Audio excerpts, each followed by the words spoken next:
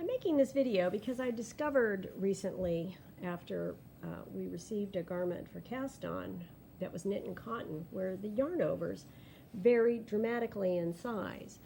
And it was a project that had knitted stitches next to purl stitches, and there was a huge difference between the yarn overs in the lace and the stockinette portion, and in the place where the stockinette ended and the reverse stockinette joined. And this made me look at yarn overs and think about them a bit more. Now, there are four places you can make yarn overs.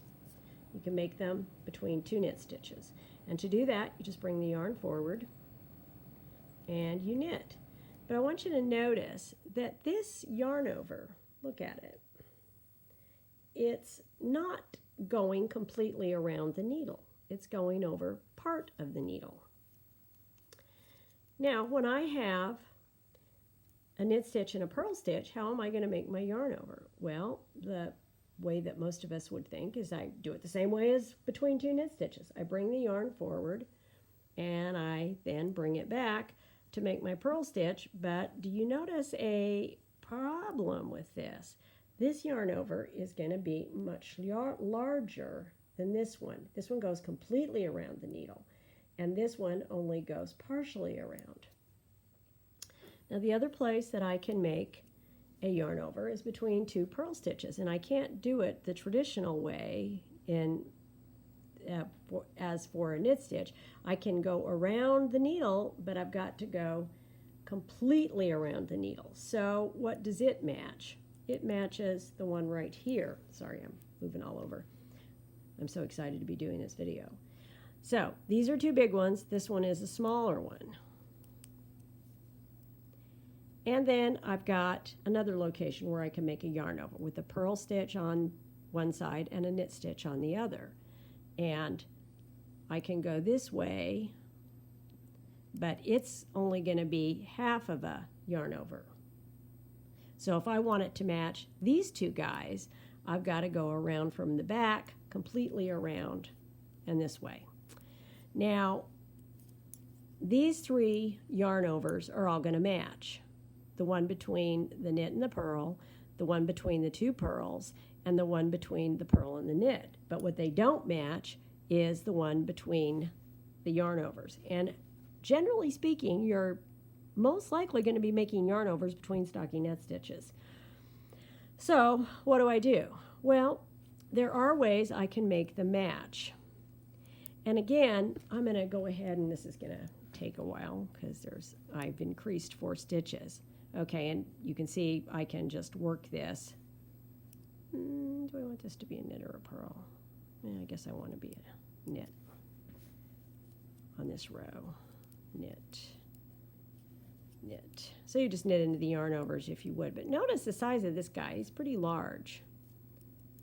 And then here's my purl, purl. And this is smaller. Now again, how noticeable is this in wool? Well, the great thing about wool and wool blends is that they are pretty elastic, and they kind of compensate for this, and you don't really notice it. I've been doing patterns for years and years, and I never really even noticed that this would be a problem until this cotton sweater. And I work in cotton and linen quite a bit, so I'm concerned. Now what I can do is, with my knit stitch, if I want it to match, instead of be this smaller one, I want it to match that one, which is much larger. Instead of going this way, I can go completely around like this, and then my knit stitch, my increase between the knit stitches is going to better match. It's going to be larger. But you don't always want gigantic yarn overs, so instead I might want to make my yarn overs that are between a knit and a purl a little smaller. So instead of going all the way around the needle like this, what I can do is I can, and if you've ever done German short rows, I think it's German short rows. No, it's not German. It's a Japanese. Anyway, it's some kind of short row where you do this sort of thing. Instead of going all around the needle, I just go over the top to make that stitch. And what it does is it looks like this. And it might look like it's going to be really small, but it's not really. You'll see when I work it. It's about the same size as the others. And it will better match a traditional yarn over between 2 knit stitches. And I can do the same thing where I have 2 purl stitches.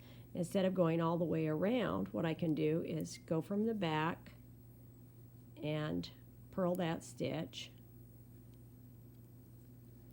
And actually, you know, when I've seen people do this is new knitters, when they're transitioning from a knit to a purl, they often wind up getting stitches they don't want. This is what they're doing. They're not bringing the yarn forward or back in the right direction.